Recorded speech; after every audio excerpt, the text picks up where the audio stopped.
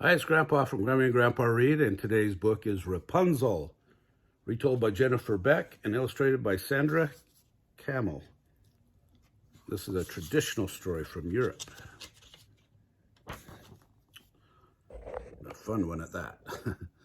Once upon a time, there lived a man and his wife who longed for a child. The wife often sat looking out a high window of their house. In the walled garden next door, she could see many fine fruits and vegetables growing, but alas, the beautiful garden belonged to a wicked witch. One day, the wife noticed some crisp radishes growing in the witch's garden. Oh, she sighed, if only I could have some of those radishes for a salad. She craved the radishes so much that she would no longer eat the food that her husband gave her. As time went by, she grew weak and pale. Her husband became very worried and begged her to tell him what was wrong. I have a craving for radishes, she replied. If I cannot have some, I will die. Although her husband was very much afraid of the witch, he loved his wife and would do anything to please her. So, in the shadows of evening, he climbed over the wall and picked some radishes. He hurried home with them to his wife and chopped them up for her into a crisp salad. Delicious, she exclaimed. I feel so much better already. But a few days later, she again began to crave radishes. Cost what it may, her good husband sighed. I must get my wife what she desires. Once again, he waited until evening before climbing over the wall and into the witch's garden. But just as he began to pick the radishes, the witch appeared. How dare you enter my garden, she cried. You have stolen my radishes and must be punished. Do not put a spell on me, pleaded the poor man. My wife said she would die if I did not pick her some. Very well, she replied. You may pick all the radishes your wife desires, but when she has a child, you must give it to me. The terrified man agreed and hurried home with the radishes for his wife. In time, a child was born to the man and his wife. The witch named her Rapunzel and took her away. She grew into a beautiful girl with long golden hair. When Rapunzel was 12 years old, the witch locked her up in a tower in the forest. It had only one small window from which she could not escape. Whenever the witch wished to visit her, she stood below the window and called, Rapunzel, Rapunzel, let down your hair. On hearing the witch's voice, Rapunzel would let her golden tresses hang out the window for the witch to climb up into the tower room. One day, a young prince came riding through the forest and found the tower, and as he stood beneath it, he heard a beautiful song. It was Rapunzel who often sang to pass away the time in her lonely prison. For many hours, the prince searched for a way into the tower. Finding none, he rode back home, but he could not forget the sweet voice he had heard. He returned again and again to listen to it.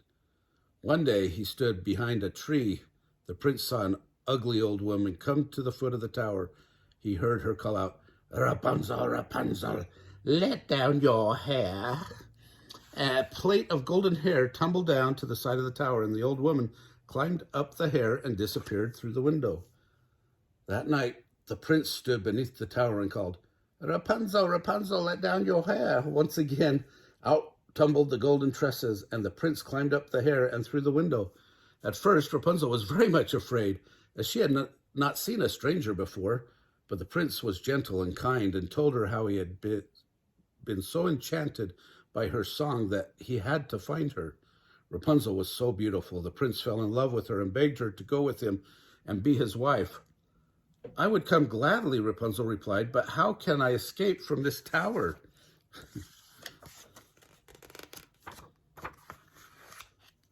Together, they made a plan. Each time the prince came to visit, he would bring a skein of silk. Rapunzel would secretly spin it into a ladder. When it was long enough, she would climb down the ladder and escape with the prince back to his palace. At first, all went well with their plan, as the witch visited during the day and the prince came at night, so she did not know of his visits. The ladder grew longer and longer, and Rapunzel kept it safely hidden in a corner of her room. But one day she made a mistake. When the witch came to visit her, Rapunzel said, without thinking, "How come it takes you so long to climb my hair when the prince comes up here so quickly?" Oops. When she heard this, the witch was furious. "You wicked girl," she screamed. "I locked you up for the world, but now I hear you have had a visitor. You have deceived me and must be punished." With that, the jealous witch grabbed a pair of sharp scissors and snip, snip, she cut off Rapunzel's beautiful hair, which fell in a heap of gold on the floor. When she took Rapunzel to the forest wilderness many miles away and left her to die. Oh, goodness. But even then, the witch's revenge was not complete. Returning to the tower, she tied Rapunzel's hair to a hook on the windowsill. That night, the prince visited the tower, and once again, not knowing what had happened, he called as usual, "Rapunzel, Rapunzel, let down your hair." The witch let down the long hair, and the unsuspecting prince climbed up into the tower. To his horror, instead of being greeted by the beautiful Rapunzel, he came face to face with the witch. "I will punish you for visiting Rapunzel," she cried. "I have sent her away to die. Your eyes will never see her again." In terror, the prince leapt from the window and tumbled to the ground. Although he was not killed, he fell into a thorn bush and was blinded. For many days and nights, he wandered helplessly through the forest, weeping at the loss of his bride. By chance, he finally came to the wilderness where Rapunzel had managed to survive on wild fruits and berries. He heard her voice and called out to her. When Rapunzel saw her beloved prince, she took him in her arms and wept. 2 of her tears fell on his eyes. The witch's spell was broken, and he could see again. They were both overjoyed to find one another. Rapunzel and the prince returned to his kingdom, where they lived a long and happy life together. And as for the witch, she was never heard of again. Hope you like that story. It's a good one. Smash the like button down below, subscribe to our channel, and watch the playlist for fairy tales.